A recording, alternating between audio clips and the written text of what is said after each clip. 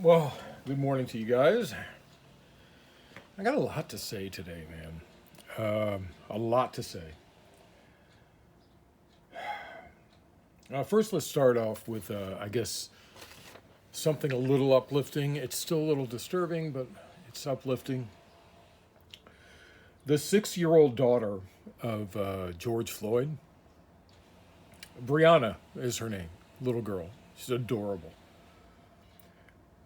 She said proudly, Daddy changed the world. Not much good has come out of this, but if that really does happen, it'll be wonderful. It's not worth his death, of course, but I hope her daddy does change the world, make things better. Let me predict something in the future. Today, probably. Today, probably this will happen. I'll predict Donald Trump at some time today will say something like, my threats of sending in the military alone quelled the protest and made Americans safer. Or it'll come from Joseph Goebbels. I'm sorry, I mispronounced Fox News when I said Joseph Goebbels. There was less violence because of several extra charges against the police. And Donald Trump is being blamed again for his divisive rhetoric. And he should be, for sure. General Jim Mattis, who swore he would never challenge a sitting president, has made himself heard and said that the president is trying to divide us by saying he'd send in the military. He also said, we are witnessing the consequences of 3 years without mature leadership. I'm telling you, if you're saying you would never challenge a sitting president, but suddenly you do, that's a great start. That really is a great start. And Donald Trump said, we need healing. What did I just say yesterday about healing? If you are at war and you're in a hail of bullets and one of those bullets hits you, are you worried about healing in that one moment? Or are you worried about stopping the bullets or getting out of there? We have to fix things before we heal. Saying we need to heal is something that corporations say so people will start spending again. And after all, we are living in a fascist state, more fascist every day, especially with Donald Trump as president. Let me remind you people, the protests are fine, but if you're not registered to vote and we do not get this man out of office, you are part of the problem. So all 4 officers in the death of George Floyd, sorry, I mispronounced murder when I said death. Just then. All 4 officers are in custody, likely for their safety more than anything. I can think of nothing less than everyone I know who wants Derek Chauvin choked to death. Add Tou Thao, Alexander Kang, Thomas Lane to that list of Derek Chauvin. All 4 are in orange jumpsuits right now. The charges against the Minneapolis 4 are, for Derek Chauvin, it was raised to second-degree murder and manslaughter. The other 3 former officers have been charged with aiding and abetting second-degree murder and manslaughter. The family wanted first-degree murder, And as much as I wish we could, no jury in the world would say Derek Chauvin woke up that morning thinking to himself he was going to hunt down George Floyd to murder him. You might be able to say he woke up that morning saying to himself that he was going to kill a black man that day. But that would be a stretch. Even the second-degree murder charge is going to be difficult to convict. A friend of mine pointed out something in the video that could help. When a person dies, and this is any mammal, when a person dies, they evacuate their system because they are no longer holding it in. Mr. Floyd evacuated his system long before those 8 minutes and 46 seconds were up. At that point, Derek Chauvin knew that Mr. Floyd had died and should have tried to revive him. But he kept his knee in place for 2 minutes and 53 seconds longer. I believe the second-degree murder charge was so Chauvin would agree to third degree. The conviction is a steep hill to climb. I'd like him to get second-degree murder charged. And I worry about what will happen in the streets if that doesn't happen. I mean, you think these protests were bad? Wait and see what happens if any 4 of those officers don't end up in prison. In Detroit, the African-American police chief refused to break up a peaceful protest that went past curfew. While in New York, the whiter than the paper in front of me police chief ordered violence against peaceful protesters. Any surprise about that? White Lieutenant Bob Kroll of the Minneapolis Police said that officers were unjustly fired, those 4 officers. White New Orleans Saints quarterback Drew Brees said he would never disrespect the flag by taking a knee. But you know what? I say taking a knee in front of the flag honors that flag. It says that you want to do your constitutional duty and protest for a better life. Burning a flag in protest honors the flag because you're cementing your rights to protest. That's part of the flag.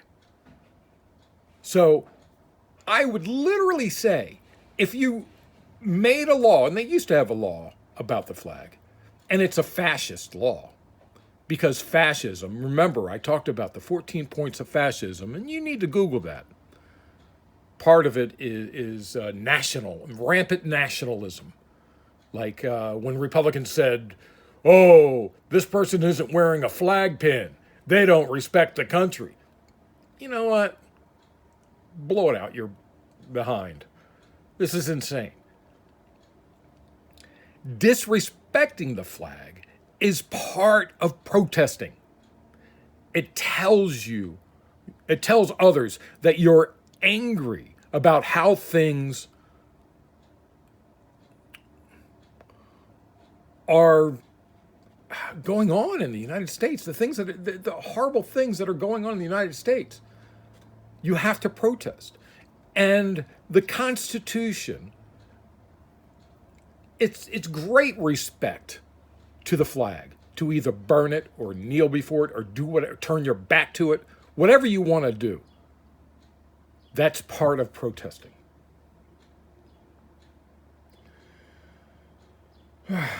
Our former black president, Barack Obama, has urged that we use this time to make real change.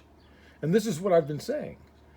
The change I've been screaming about since long before most of you were born. I'm so sorry that I failed for so long. My voice hasn't been loud enough. I've tried. The things that I've gone through, and since I was a child. And again, I say, I'm not black. But I've been fighting for against a racial inequity for very long time, for decades. I don't know. I'm really sorry I wasn't loud enough. But when everybody else is going about their lives, and I feel like I'm alone sometimes in my fight, and nobody else is helping. And I tell people about it, and they say that I'm crazy, that nothing's going on, that I'm insane. But I've been screaming about the same stuff for decades. Mayor Garcetti in Los Angeles announced reforms, but the reforms have been called for many years. It's like he never paid attention to them until now because he had to. Up to 250 million in cuts to the police department to be used for unequal low-income neighborhoods, and cuts in departments across the board to do the same. I've been saying how fair it was for kids to be put into a gang database. He announced that the gang database would be halted right now until it's reviewed. He announced a Civil and Human Rights Commission to help with racial inequity, or to help with racial equity, I guess.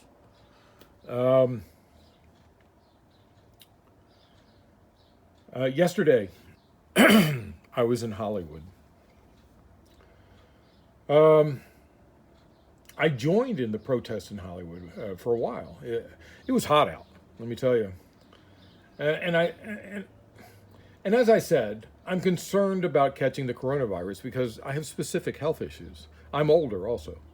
I posted some videos on Facebook Live, and I was attacked by this woman on not on Facebook, on Instagram. And I was attacked by this woman. She said, and I'm going to quote this, "All those white people get a job. This ain't your cause. Black Lives Matter, not yours." This from a woman who has similar ethnic background to me, by the way.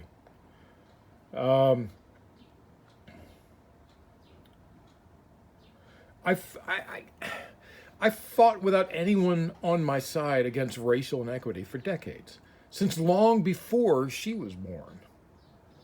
I laid down in the middle of Route 1 protesting for Geronimo Pratt. My mother was a real estate agent who introduced black families to white neighborhoods. One of those families ended up with a cross burning on their lawn, and they were visited by Ronald Reagan. I was horrified. They were such a nice old couple. They were retired. I was very upset about that.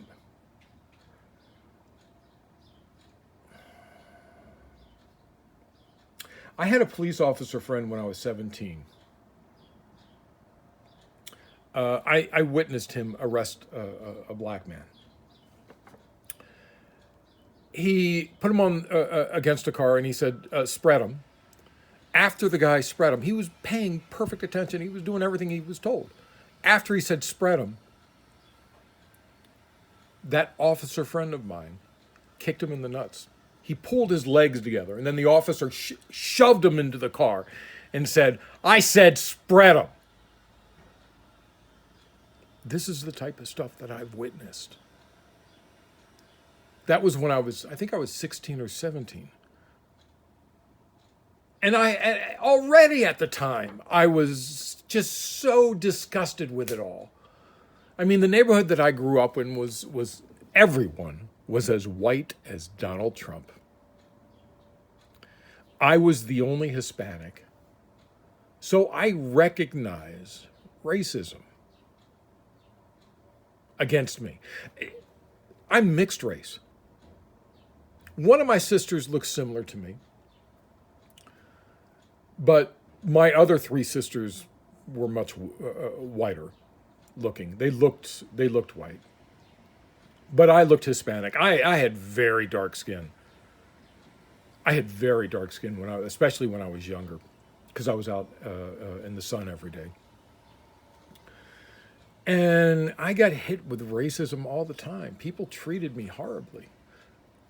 But again, I'll say that African Americans get it way worse than I do, way worse. And I remember when we got, and this was in grade school, and a foreign exchange student came from Africa, literally from Africa. I remember his name. His name was Ashraf. I remember his name. And he was horribly picked on because he was African American. It gave some relief to me. I mean, but it was still, I recognized what he was going through. All these horrible white people in that neighborhood, and they've all, many of them at least, have grown up extremely racist. Very few that I can think of right now grew up with any kind of values, true values. I don't mean the BS values. I mean true values on how to treat people. For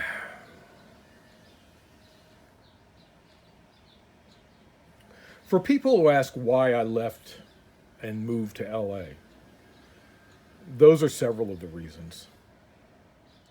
Don't tell me my life doesn't matter.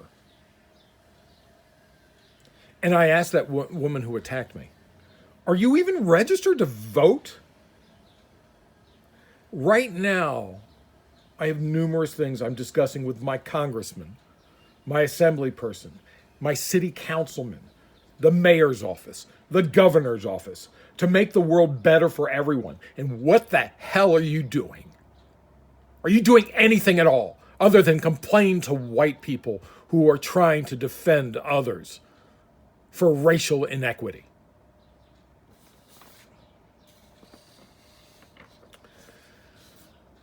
So, for the past few days, I've been talking about my history and the abuse from police.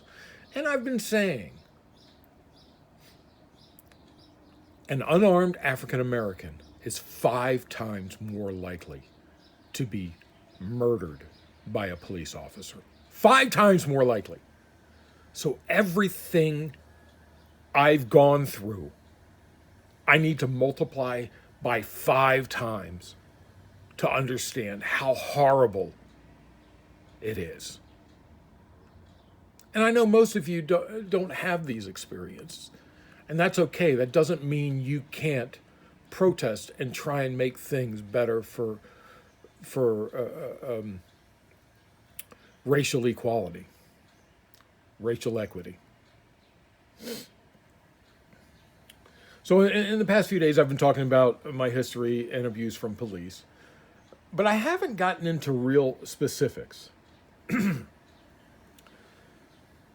the mid-2000s, I was arrested on a Friday. I was thrown in jail in the Winter Park local jail for 4 days. It was a Monday. Monday was a holiday.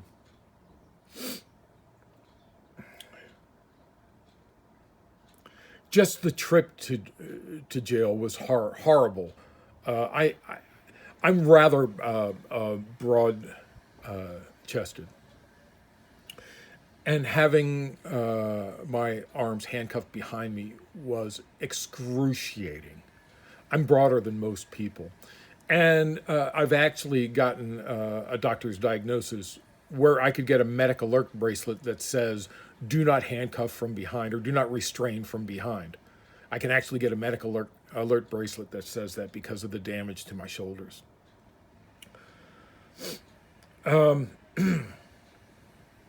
That first day I was in jail was humiliating. I was stripped naked and searched, bent over and cough, hit with a hose. And then that first meal I got, this was on a Friday, that first TV dinner I got was labeled Thursday. I always thought this was funny. It was labeled Thursday. It was so hot to the touch when they handed it to me, I burned my fingers.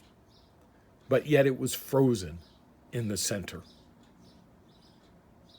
I'm not kidding. Literally, that was my first meal in jail.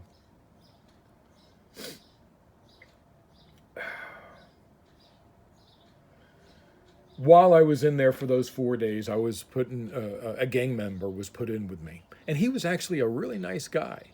He was caught for something much worse. I think it was robbery or something. And he ended up getting it was either a $250,000 or $500,000 bail. But he treated me with respect. We got along great. He was African American.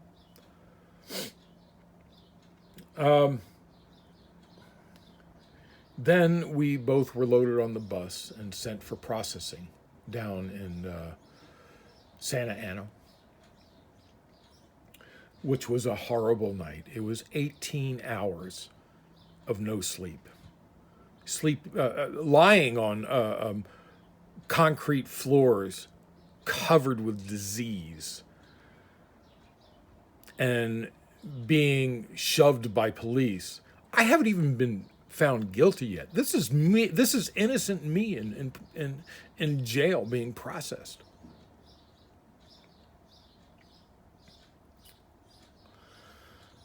While I was in the local jail, I asked a friend of mine to help me out.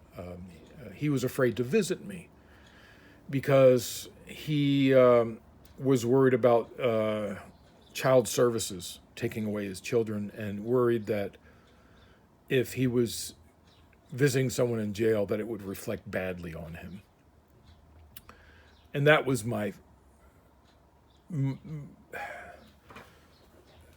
I guess that was the first time I found who was a true friend. His name was Bruce. Bruce is dead now, but he was a great guy. He actually visited me anyway, and he helped me. I gave him my cell phone and asked him to answer the cell phone if somebody calls, and my business phone. And if somebody calls to work, tell them I had to go out of town on a family emergency or something. So he was very helpful. While I was in there processing, I met these two white guys that were arrested, and they were arrested away from their hotel room where they had a gun. And I said, "Aren't you worried?" And they said, "No, we're white. We're going to be out tomorrow. We'll be able to get back to the hotel room before the police search it." Isn't that odd?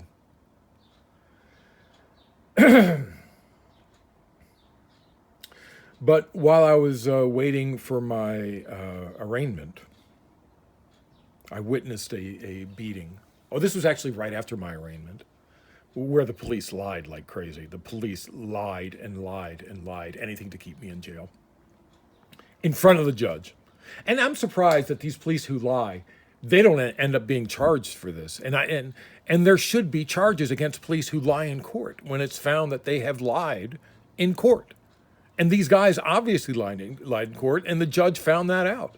But nothing happened to them.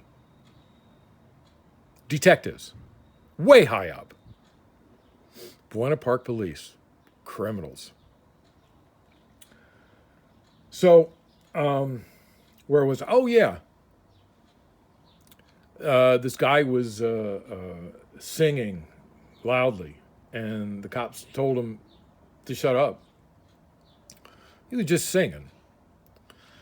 And when we were taking out of Holden, we were handcuffed to 3 other guys. I was the 4th one in the line.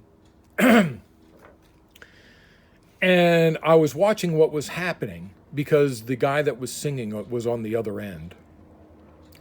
And one of the deputies shoved me in the other direction. He said, "Turn the other way." I turned the other way, and lo and behold, there was a convex mirror in front of me where I could see the whole thing as I watched those deputies beat that guy. He wasn't African American, the guy that they beat. He was white. I remember it vividly, those Orange County deputies beating that man. Kidney punches while he was facing the wall. I was sent to the James Music jail, minimum security. It wasn't a bad jail. But there was systemic systematic racism at that jail. And it was encouraged. The racism was encouraged by the deputies in the sheriff department of Orange County. The first day I was there, I got there in the afternoon. And I think I just missed lunch, so I had to wait for dinner to get something to eat. Yeah, I did. That's because I remember that I got a sandwich, a bologna sandwich in jail. In the processing, rather. So my first day there, they called to line up for dinner. So, I'm in no hurry. I'm new to this, so I have no idea what's going on. And I get in line, and I'm behind this black guy. And the black guy turns to me, and he goes, "You don't belong here." I said, "What do you mean?" He says, "You belong in the front of the line. You're white." I'm not white. I'm Hispanic, but I look white. And I'm like, "But I don't care. He says, it doesn't matter. That's the way it is. White first, then Hispanic who are non-American or do not speak English, then African American, then Asian." That was the order. That was the order that we were put in line to get our meals. I went first. My mother would have gone third.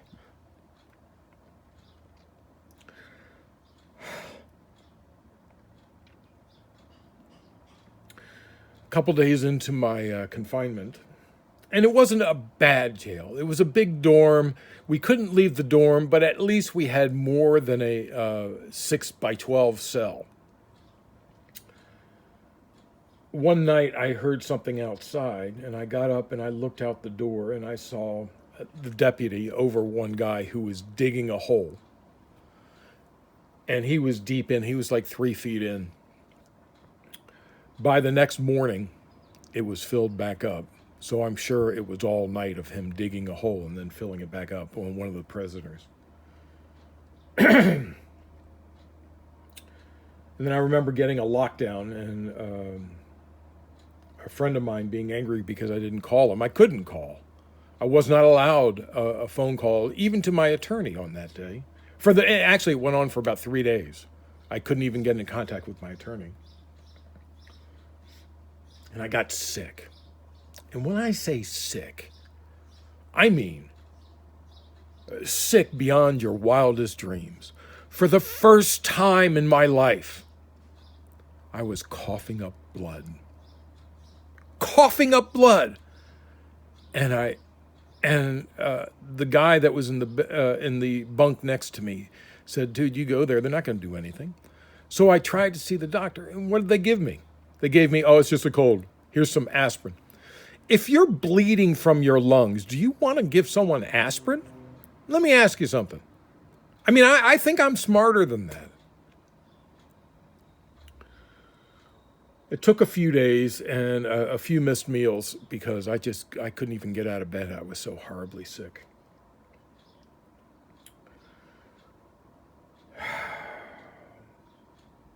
Anyway, I had a second court hearing, and that was with the lying by the police that was going on and the withholding of evidence, and I knew I had to get out of jail. It was almost 3 weeks. I spent my birthday in jail too, by the way. But it was almost 3 weeks in February. And it was brutal. And that was minimum security. So I finally had to get my family to bail me out. They didn't know I was in jail.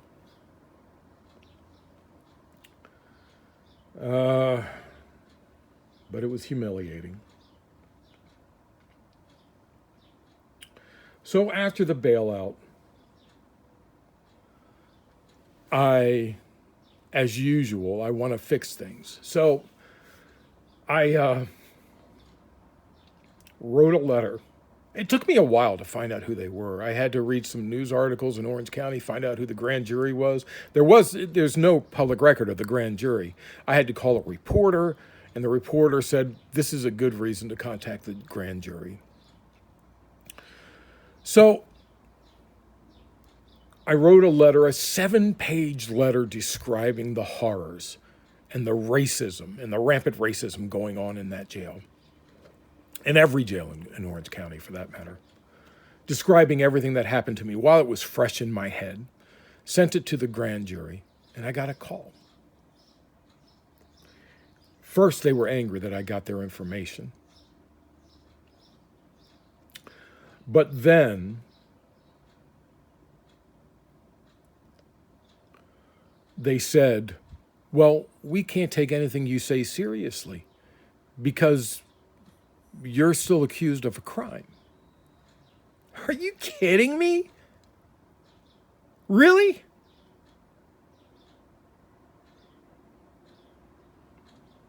That was their response.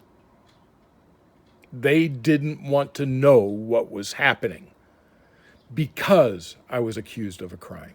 They didn't want to know. Then after I had to fight it in court for 2 years. And let me tell you, it wasn't easy. I live in LA and I had to drive down to Santa Ana. And there was another courthouse that was a little bit closer that sometimes I drove down to. But it was still getting up at 5 in the morning to be there by 8 in the morning. For 2 years, I had to fight this in court. And finally, my public defender, the investigator for my public offender, came across something.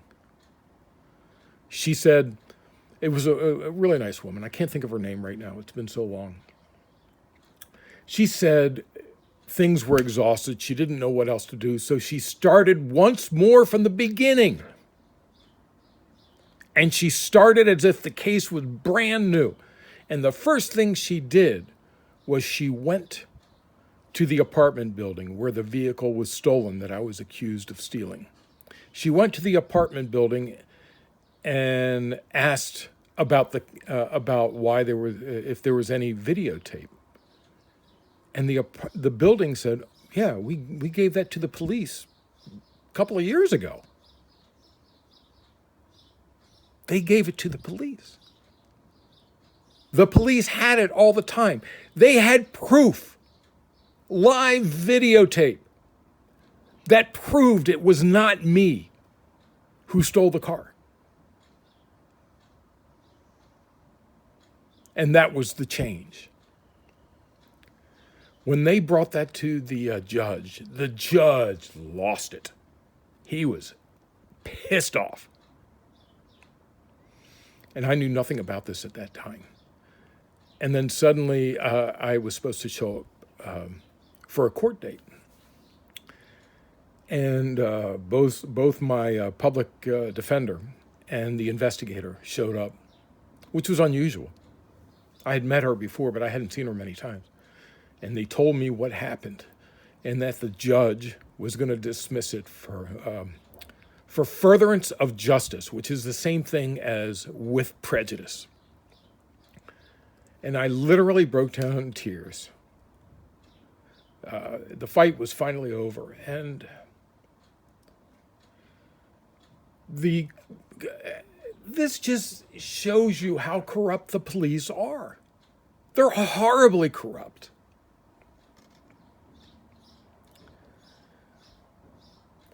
Then, after the judge made the decision, and I was getting ready to go downstairs to get the paperwork, my public defender told me, he said, be very careful. He said, they will try and hand you a paper that doesn't have the verdict for furtherance of justice, and you need that paper. And I thought, there's no way they could try and pull that crap on me. So I went downstairs. I handed them a piece of paper. I said, I'm here to get my paperwork for the verdict. And they said, oh, okay, we'll take care of this for you. I sat there for 45 minutes, and they handed me the paper, and I looked at it, and it said a standard dismissal. I said, no, this is for furtherance of justice because of the criminal cops who arrested me and knew it wasn't me. They already knew it wasn't me. Don't try and pull this crap on me. I still think about all of that all the time. But I have to think about it differently because all that I went through, I have to multiply by 5 to understand how horrible it is for African Americans.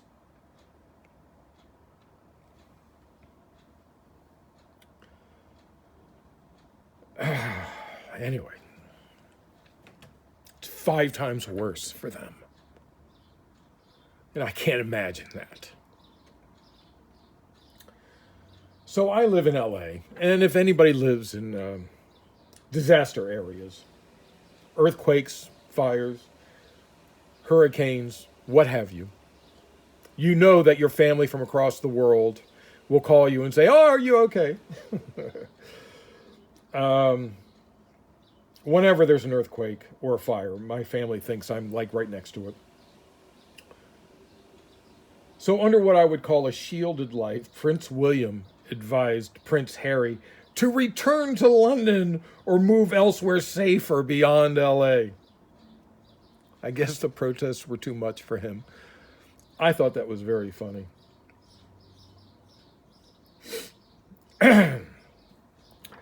Another 1.9 million filed for unemployment last week.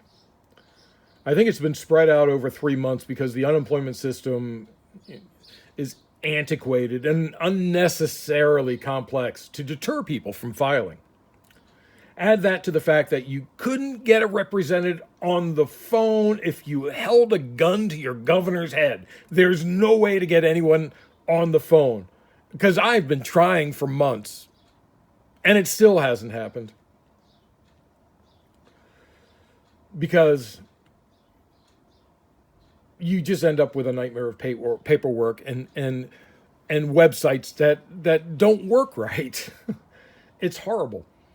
There's an estimated $70 billion waiting for people who should have filed, that they're saying. And I think it's more than that. And I've been screaming about these difficulties for months at my assemblyperson's office. They finally helped me, but there are so many more who need help. In other news, the SpaceX Falcon 9 rocket launched. Its second launch in a week, and I think that's a record. I'm not sure. This time it was to launch 60 satellites to bring internet throughout the world in places where they don't have internet. I have no verification on that, but I would venture that some are over China, North Korea, and Iran, so people can hear what's going on in the rest of the world if they're being blocked. Let me see. They should all know about the protesters around the world, and they should be ready to do it themselves. I mean, human rights violations occur all over the world, and I'm really proud of the protesters. I'm really proud of them. But, and this is very, very important, if you've been protesting, that's great.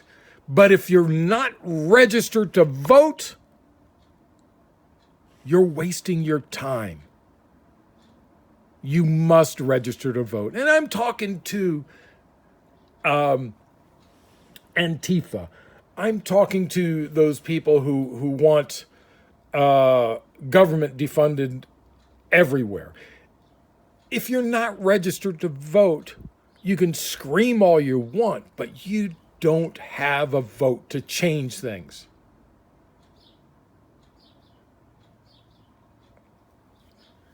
Anyway, I'm done. This is Peter Lawrence. This was a long one. This is Peter Lawrence reporting from Los Angeles, June 4th, 2020.